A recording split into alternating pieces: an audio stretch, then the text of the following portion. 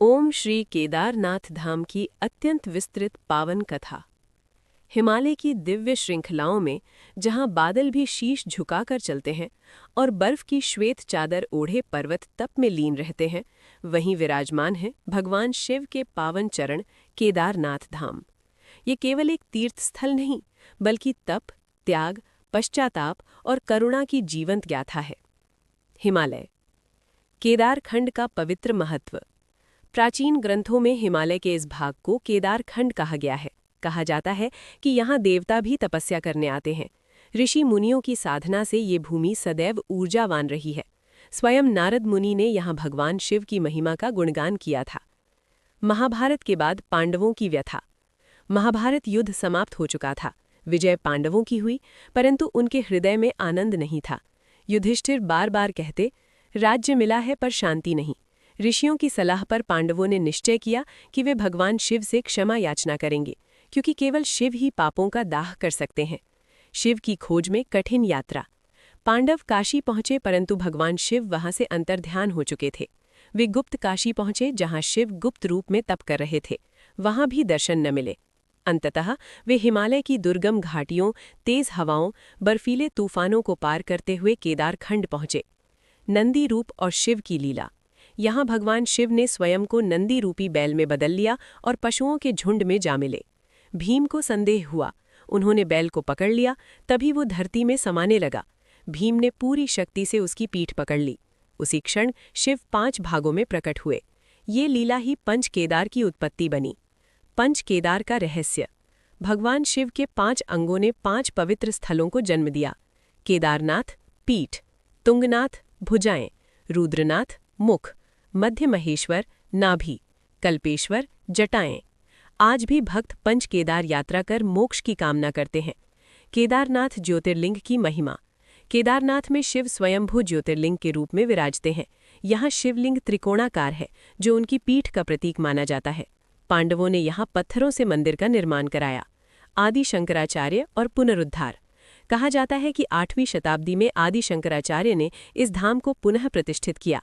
उन्होंने यहीं समाधि ली और पूरे भारत को एक सूत्र में बांधने का कार्य किया। हिम, आपदा और अडिग आस्था। 2013 की भयानक प्रलय में चारों ओर विनाश हुआ, परंतु केदारनाथ मंदिर अडिग खड़ा रहा। विशाल शिला मंदिर के पीछे रुक गई। इसे आज भी भीमशिला कहा जाता है। भक्त और भगवान का संवाद।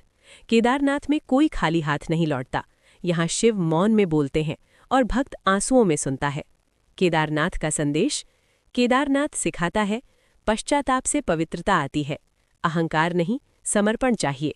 शिव कठोर नहीं, करुणामय है। जहाँ शब्द थम जाते हैं, वहीं केदारनाथ शुरू होता है।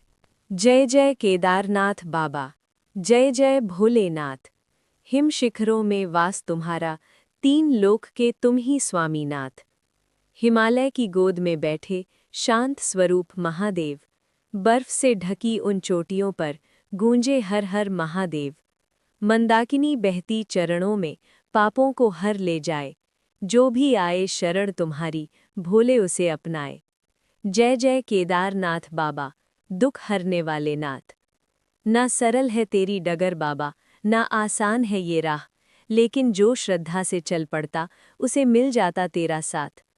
कंधे पर गंगा, शीश पर चंद्र, भस्म रमाए अंग। डमरू की धुन में बसती है सृष्टि की हर एक तरंग। हे त्रिनेत्रधारी शंकर, करुणा का कर दो दान। जीवन के अंधियारे पथ में जला दो भक्ति का ज्ञान। पांडव भी आए द्वार तुम्हारे, मोक्ष की खोज में नाथ। पाषाण रूप में दर्शन देकर तुमने ली उनकी परीक्षा साथ। सत्य, तप और त्याग का तू ही तो आधार है। केदारनाथ बाबा, तू ही सच्चा संसार है। जो झुक जाए तेरे चरणों में, मिट जाए उसका अहंकार। भोले, तू ही जीवन नैया का सच्चा खेवनहार।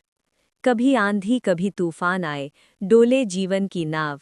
एक नाम तेरा लेने से ही मिल जाए मन को ठहराव। केदार की उस चुप्पी में बसता है तेरा संदेश। त्याग, प्रेम और धैर्य ही है मानव जीवन का वेश। हे भोले बाबा केदारनाथ, हम पर भी कर दे कृपा अपार। मन मंदिर में वास करो और मिटा दो जन्मों का भार।